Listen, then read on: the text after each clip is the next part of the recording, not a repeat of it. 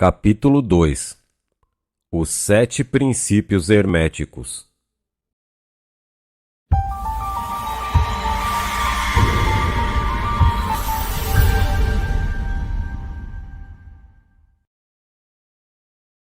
Os princípios da verdade são 7. Aquele que os conhece perfeitamente possui a chave mágica com a qual todas as portas do templo podem ser abertas completamente. Os 7 princípios em que se baseia toda a filosofia hermética são os seguintes. Número 1. O princípio de mentalismo. Número 2. O princípio de correspondência. Número 3. O princípio de vibração. Número 4. O princípio de polaridade. Número 5. O princípio de ritmo. Número 6. O princípio de causa e efeito. E número 7. O princípio de gênero. Estes 7 princípios podem ser explicados e explanados, como vamos fazer nesta lição. Uma pequena explanação de cada um deles pode ser feita agora, e é justamente o que faremos. Número 1. O princípio de mentalismo. O todo é a mente. O universo é mental. Este princípio contém a verdade que tudo é mente. Explica que o todo, que é a realidade substancial que se oculta em todas as manifestações e aparências que conhecemos, sob o nome de universo material, fenômenos da vida, matéria, energia, numa palavra, sob tudo que tem aparência aos nossos sentidos materiais, é espírito, é incognoscível, é indefinível em si mesmo, mas pode ser considerado como uma mente vivente, infinita e universal. Ensina também que todo mundo fenomenal ou universo é simplesmente uma criação mental do todo, sujeita às leis das coisas criadas, e que o universo como um todo, em suas partes ou unidades, tem sua existência na mente do todo, em cuja mente vivemos, movemos e temos a nossa existência. Este princípio, estabelecendo a natureza mental do universo, explica todos os fenômenos mentais e psíquicos que ocupam grande parte da atenção pública e que sem tal explicação seriam ininteligíveis e desafiariam o exame científico. A compreensão deste princípio hermético do mentalismo habilita o indivíduo a entender prontamente as leis do universo mental e aplicar o mesmo princípio para sua felicidade e adiantamento. O estudante hermetista ainda não sabe aplicar inteligentemente a grande lei mental, apesar de empregá-la de maneira casual. Com a chave mestra em seu poder, o estudante poderá abrir as diversas portas do templo psíquico e mental do conhecimento e entrar por elas livre e inteligentemente. Este princípio explica a verdadeira natureza da força, da energia e da matéria, como e por que todas elas são subordinadas ao domínio da mente. Um velho mestre hermético escreveu há muito tempo: aquele que compreende a verdade da natureza mental do universo está bem avançado no caminho do domínio. Estas palavras são tão verdadeiras hoje como no tempo em que foram escritas. Sem esta chave mestra, o domínio é impossível, e o estudante baterá em vão nas diversas portas do templo. Número 2. O princípio de correspondência. O que está em cima é como o que está embaixo, e o que está embaixo é como o que está em cima. Este princípio contém a verdade que existe uma correspondência entre as leis e os fenômenos dos diversos planos da existência e da vida. A compreensão deste princípio dá ao homem os meios de explicar muitos paradoxos obscuros e segredos da natureza.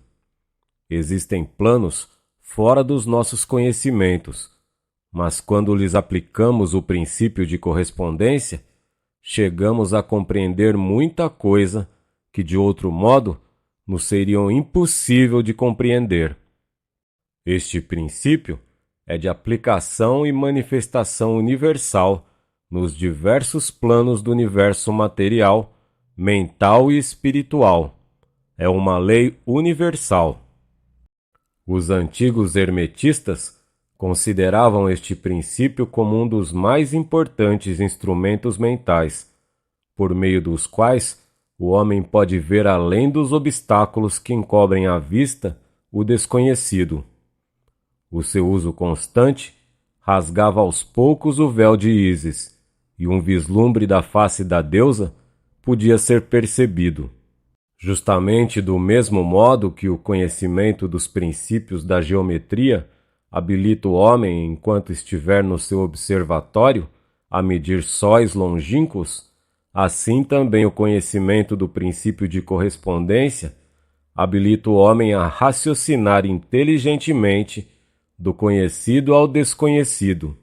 Estudando a mônada, ele chega a compreender o arcanjo. Número 3. O princípio de vibração. Nada está parado.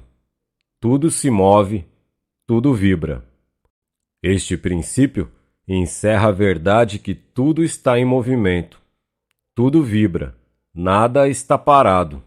Fato que a ciência moderna observa e a cada nova descoberta científica tende a confirmar. E contudo, este princípio hermético foi enunciado há milhares de anos pelos mestres do Antigo Egito. Este princípio explica que as diferenças entre as diversas manifestações de matéria, energia, mente e espírito resultam das ordens variáveis de vibração. Desde o todo que é puro espírito até a forma mais grosseira da matéria, tudo está em vibração. Quanto mais elevada for a vibração, tanto mais elevada será a posição na escala. A vibração do espírito é de uma intensidade e rapidez tão infinitas que praticamente ele está parado, como uma roda que se move muito rapidamente parece estar parada. Na extremidade inferior da escala estão as grosseiras formas da matéria, cujas vibrações são tão vagarosas que parecem estar paradas. Entre esses polos existem milhões e milhões de graus diferentes de vibração, desde o corpúsculo e o elétron, desde o átomo e a molécula, até os mundos e universos. Tudo está em movimento vibratório. Isto é verdade nos planos da energia e da força, que também variam em graus de vibração, nos planos mentais, cujos estados dependem das vibrações, e também nos planos espirituais. O conhecimento deste princípio, com as fórmulas apropriadas, permite ao estudante hermetista conhecer as suas vibrações mentais, assim como também a dos outros. Apenas os mestres podem aplicar este princípio para a conquista dos fenômenos naturais por diversos meios. Aquele que compreende o princípio de vibração alcançou o cetro do poder, diz um escritor antigo. Número 4. O princípio de polaridade. Tudo é duplo. Tudo tem dois polos. Tudo tem o seu oposto. O igual e o desigual são a mesma coisa. Os opostos são idênticos em natureza, mas diferentes em grau. Os extremos se tocam. Todas as verdades são meias-verdades. Todos os paradoxos podem ser reconciliados. Este princípio encerra a verdade. Tudo é duplo. Tudo tem dois polos. Tudo tem o seu oposto, que forma um velho axioma hermético. Ele explica os velhos paradoxos que deixaram muitos homens perplexos e que foram estabelecidos assim. A tese e a antítese são idênticas em natureza, mas diferentes em grau. Os opostos são a mesma coisa, diferindo somente em grau. Os pares de opostos podem ser reconciliados. Os extremos se tocam. Tudo existe e não existe ao mesmo tempo. Todas as verdades são meias verdades. Toda verdade é meio falsa. Há dois lados em tudo. Ele explica que em tudo há dois polos ou aspectos opostos, e que os opostos são simplesmente os dois extremos da mesma coisa, consistindo a diferença em variação de graus. Por exemplo, o calor e o frio, ainda que sejam opostos, são a mesma coisa, e a diferença que há entre eles consiste simplesmente na variação de graus dessa mesma coisa. Olhe para o seu termômetro e veja se pode descobrir onde termina o calor e começa o frio. Não há coisa de calor absoluto ou de frio absoluto. Os dois termos calor e frio indicam somente a variação de grau da mesma coisa, e que essa mesma coisa que se manifesta como calor ou frio nada mais é que uma forma, variedade e ordem de vibração. Assim, o calor e o frio são unicamente os dois polos daquilo que chamamos temperatura, e os fenômenos que daí decorrem são manifestações do princípio de polaridade. O mesmo princípio se manifesta no caso da luz e da escuridão, que são a mesma coisa, consistindo a diferença simplesmente nas variações de graus entre os dois polos do fenômeno. Onde cessa a obscuridade e começa a luz? Qual a diferença entre o grande e o pequeno? Entre o forte e o fraco? Entre o branco e o preto? Entre o perspicaz e o nécio? Entre o alto e o baixo? Entre o positivo e o negativo? O princípio de polaridade explica estes paradoxos e nenhum outro princípio pode excedê-lo. O mesmo princípio opera no plano mental. Permitiu-nos tomar um exemplo extremo, o do amor e o ódio, dois estados mentais em aparência totalmente diferentes. E apesar disso, existem graus de ódio e graus de amor, e um ponto médio em que usamos dos termos igual ou desigual, que se encobrem mutuamente de modo tão gradual que às vezes temos dificuldades em conhecer em que nos é igual, desigual ou nenhum nem outro. Você compreenderá isso se meditar por um momento. E mais do que isso, coisa que os hermetistas consideram de máxima importância, é possível mudar as vibrações de ódio em vibrações de amor na própria mente de cada um de nós e na mente dos outros. Muitos de vocês que leem estas linhas tiveram experiências pessoais da transformação do amor em ódio ou do inverso, quer isso se desse com eles mesmos ou com outros. É possível a sua realização exercitando o uso da sua vontade por meio das fórmulas herméticas. Deus e o diabo são, pois, os polos da mesma coisa, e o hermetista entende a arte de transmutar o diabo em Deus, por meio da aplicação do princípio da polaridade. Em resumo, a arte da polaridade fica sendo uma fase da alquimia mental, conhecida e praticada pelos antigos e modernos mestres hermetistas. O conhecimento do princípio habilitará o discípulo a mudar sua própria polaridade, assim como a dos outros, se ele consagrar o tempo e o estudo necessário para obter o domínio da arte. Número 5. O princípio de ritmo. Tudo tem fluxo e refluxo. Tudo em suas marés, tudo sobe e desce, tudo se manifesta por oscilações compensadas. A medida do movimento à direita é a medida do movimento à esquerda. O ritmo é a compensação. Este princípio contém a verdade que em tudo se manifesta um movimento para diante e para trás, um fluxo e um refluxo, um movimento de atração e repulsão, um movimento semelhante ao do pêndulo, uma maré enchente e uma maré vazante, uma maré alta e uma maré baixa, entre os dois polos que existem, conforme o princípio da polaridade de que tratamos há pouco. Existe sempre uma ação e uma reação, uma marcha e uma retirada, uma subida e uma descida. Isto acontece nas coisas do universo, nos sóis, nos mundos, nos homens, nos animais, na mente, na energia e na matéria. Esta lei é manifesta na criação e destruição dos mundos, na elevação e na queda das nações, na vida de todas as coisas e, finalmente, nos estados mentais do homem.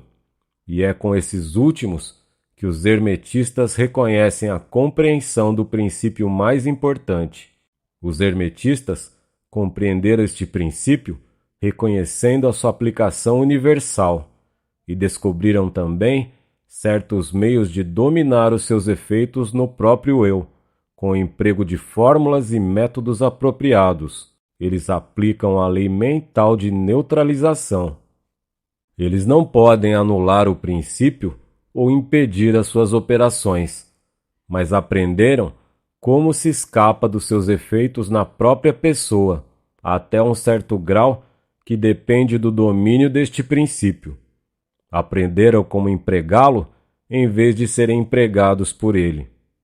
Neste e outros métodos consiste a arte dos hermetistas. O mestre dos hermetistas se polariza até o ponto em que desejar, e então neutraliza a oscilação rítmica pendular que tenderia a arrastá-lo ao outro polo. Todos os indivíduos que atingiram qualquer grau de domínio próprio executam isto até um certo grau, mais ou menos inconscientemente, mas o mestre o faz conscientemente e com o uso da sua vontade, atingindo um grau de equilíbrio e firmeza mental quase impossível de ser acreditado pelas massas populares, que vão para diante e para trás como um pêndulo. Este princípio da polaridade foram estudados secretamente pelos hermetistas, e os métodos de impedi-los, neutralizá-los e empregá-los formam uma parte importante da alquimia mental do hermetismo. Número 6. O princípio de causa e efeito. Toda causa tem seu efeito. Todo efeito tem sua causa. Tudo acontece de acordo com a lei. O acaso é simplesmente um nome dado a uma lei não reconhecida. Há muitos planos de causalidade, porém, nada escapa à lei. Este princípio contém a verdade que há uma causa para todo efeito e um efeito para toda causa. Explica que tudo acontece de acordo com a lei. Nada acontece sem razão. Não há coisa que seja casual, que, no entanto, existem vários planos de causa e efeito. Os planos superiores dominando os planos inferiores, nada podendo escapar completamente da lei. Os hermetistas conhecem a arte e os métodos de elevar-se do plano ordinário de causa e efeito a um certo grau, e por meio da elevação mental a um plano superior, tornam-se causadores em vez de efeitos. As massas do povo são levadas para frente. Os desejos e as vontades dos outros são mais fortes que as vontades deles. A hereditariedade, a sugestão e outras causas exteriores movem-nos como se fossem peões no tabuleiro de xadrez da vida. Mas os mestres, elevando-se ao plano superior, dominam o seu gênio, caráter, qualidades e poderes tão bem que os cercam e tornam-se motores em vez de peões. Eles ajudam a jogar a criação, quer física, quer mental ou espiritual, é possível sem partida da vida, em vez de serem jogados e movidos pela vontade dos outros. Empregam o princípio em lugar de serem seus instrumentos. Os mestres obedecem à causalidade do plano superior e ajudam a governar o nosso plano. Neste preceito está condensado um tesouro do conhecimento hermético. Número 7. O princípio de gênero. O gênero está em tudo. Tudo tem o seu princípio masculino e o seu princípio feminino. O gênero se manifesta em todos os planos. Este princípio encerra a verdade que o gênero é manifestado em tudo, que o princípio masculino e feminino estão sempre em ação. Isto é certo não só no plano físico, mas também nos planos mental e espiritual. No plano físico, este princípio se manifesta como sexo. Nos planos superiores, toma formas superiores, mas é sempre o mesmo princípio. Nenhuma criação, quer física, mental ou espiritual, é possível sem este princípio. A compreensão das suas leis poderá esclarecer muitos assuntos que deixarão perplexas as mentes dos homens.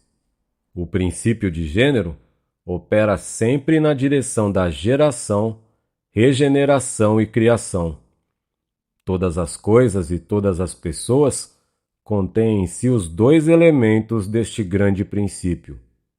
Toda coisa macho tem também o elemento feminino. Toda coisa fêmea tem o elemento masculino. Se você compreender a filosofia da criação, geração e regeneração mentais, poderá estudar e compreender este princípio hermético. Ele contém a solução de muitos mistérios da vida. Não tem nenhuma relação com as teorias e práticas luxuriosas, perniciosas e degradantes, que têm títulos empolgantes e fantásticos, e que nada mais são do que a prostituição do grande princípio natural de gênero. Tais teorias, baseadas nas antigas formas infamantes do falicismo, tendem a arruinar a mente, o corpo e a alma. E a filosofia hermética sempre publicou notas severas contra esses preceitos que tendem à luxúria, depravação e perversão dos princípios da natureza. Se deseja esses ensinamentos, pode procurá-los em outro lugar. No hermetismo, nada contém que sirva para você. Para aquele que é puro, todas as coisas são puras. Para os vis, todas as coisas são vis e baixas.